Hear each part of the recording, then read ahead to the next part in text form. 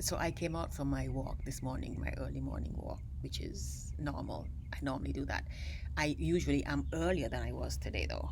And that's because I went to bed so late last night. But what always happens when I walk, and sometimes I walk just to make it happen, is I'm processing things that I'm working on or things I'm thinking about, things that are happening in my life, or things that are happening in the world, things that I'm trying to understand. And the work I'm doing right now is specifically focused on women, with the Women's Leadership Circle, and talking about women's self confidence and how it is that the the the the way that girls are not brought up specifically to be self-confident, the way that the things that girls are taught inhibit self-confidence, and so many women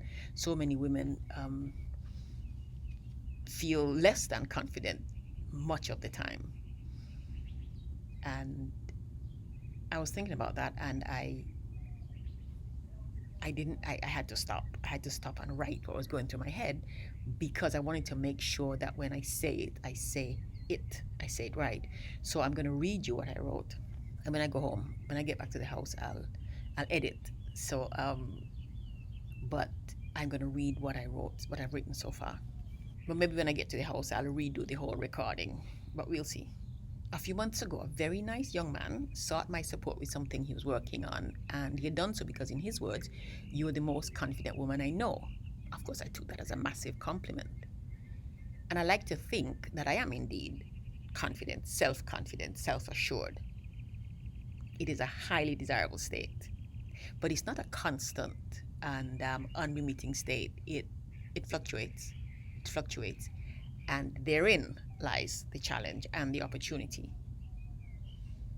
Much of the work I've done over my life, possibly the greater part of it actually, has been helping people develop or discover their self assurance and self reliance, find confidence in their abilities, and trust in their potential. And mostly women. I've worked mostly with women. There's one point when I was working in Phoenix with young adults, there were young men included in the program, but it's been mostly women. And so when I design clothes for women, which I love to do, I don't do as much of it as I used to. But when I design clothes for women or help them figure out their personal dressing style, or even just an outfit for a special occasion, what I'm doing is I am helping them feel confident in their appearance. And that, as we all know, carries a lot of weight in matters of self confidence, especially for women, because of the systems which govern our societies. Because of the way we look at women, we think of women, the roles we think women are supposed to play in our societies. And when I'm helping women and girls process and make their way through and up and out of violence and abuse, I teach them how to rely on themselves and trust their own worth and capabilities. And of course, that too is fundamental to self confidence. When I train women to pull out their inner leader and stand up for themselves and for the people and issues that are important to them, I am guiding them to recognize the validity of their existence and appreciate that there is purpose to their lives. And that, in its turn, gives them the inspiration to take on the challenge of doing whatever they can to help make this world a better place for us all. And there is, after all, no better focus for self confidence, is there?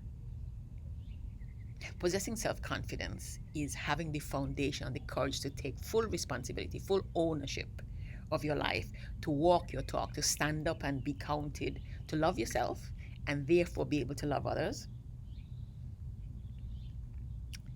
and to live in such a manner that you own your successes and your mistakes equally. You acknowledge your victories and your failures with the same grace, and you acknowledge also the humanity in every single human being. And of course, the spirit, the nature in all of life, in all forms of life. That is what I think self confidence is. And that is our focus at the Women's Leadership Circle. That's the value and the power in self confidence.